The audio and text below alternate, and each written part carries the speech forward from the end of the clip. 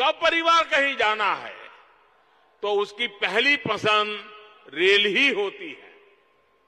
इसलिए आज भारत सरकार अपने दशकों पुराने रेल नेटवर्क को सुधार रही है, आधुनिक बना रही है।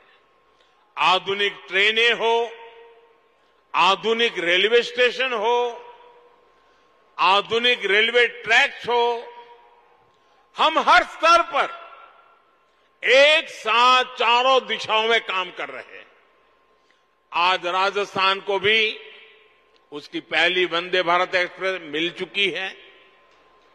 यहां मावली मारवाड़ गेज परिवर्तन की मांग भी तो कब से चल रही थी, ये पूरी हो रही है। इसी तरह अहमदाबाद उदयपुर के बीच पूरे रूट को ब्रॉडगेज में बदलने का काम भी कुछ महीने पहले पूरा हुआ है। इस नए रूट पर जो ट्रेन चल रही है उसका बहुत लाभ उदयपुर और आसपास के लोगों को हो रहा है। साथियों, पूरे रेल नेटवर्क को मानव रहित फाटकों से मुक्त करने के बाद हम अब तेजी से पूरे नेटवर्क का बिजलीकरण कर रहे हैं। हम उदयपुर रेलवे स्टेशन की तरह ही देश के सैकड़ों रेलवे स्टेशनों को आधुनिक बना रहे हैं, उनकी कैपेसिटी बढ़ा रहे हैं और इन सबके साथ ही हम मालगाड़ियों के लिए special track, dedicated freight corridor बना रहे हैं। साथियों, पिछले 9 वर्षों में राजस्थान का रेल बजट भी 2014 की तुलना में 14 गुना बढ़ा है।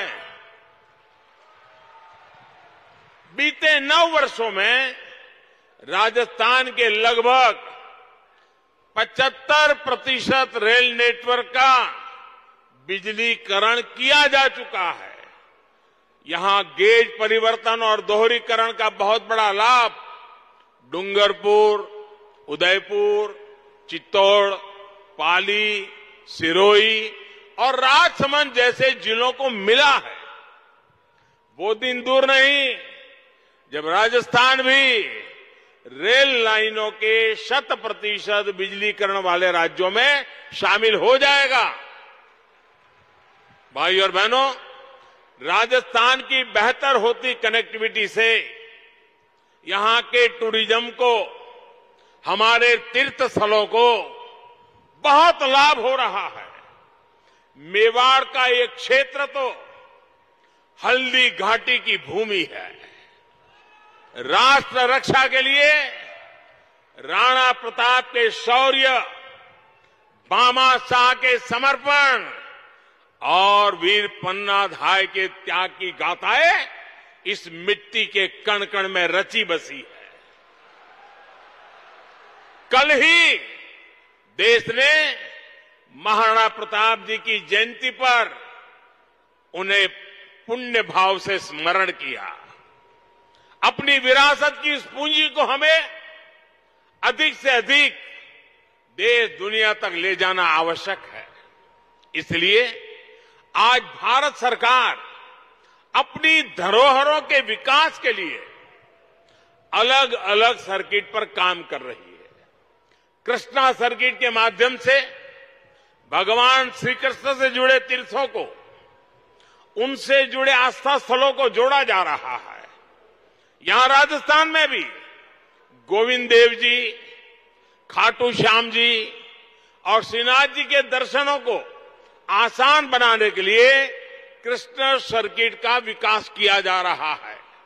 भाई और बहनों, भारत सरकार सेवा भाव को ही भक्ति भाव मानकर दिन रात काम कर रही है।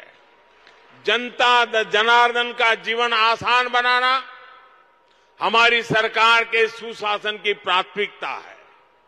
हर नागरिक के जीवन में सुख, सुविधा और सुरक्षा को कैसे विस्तार हो, इसके लिए निरंतर काम चल रहा है। श्रीनाथ जी का आशीर्वाद हम सभी पर बना रहे, इसी कामना के साथ आप सभी को विकास कार्यों की फिर से एक बार बहुत बहुत बधाई देता हूं। बहुत बहुत धन्यवाद। भारत माता की, भारत माता की, भारत माता की। धन्यवाद। प्रधानमंत्री नरेंद्र मोदी जी का नाथद्वारा में विशाल जनसभा को संबोधन और वहां संबोधित करते हुए राजस्थान में और खासकर नाथद्वारा के लोगों को बहुत बड़ी सौगात, विकास की सौगात।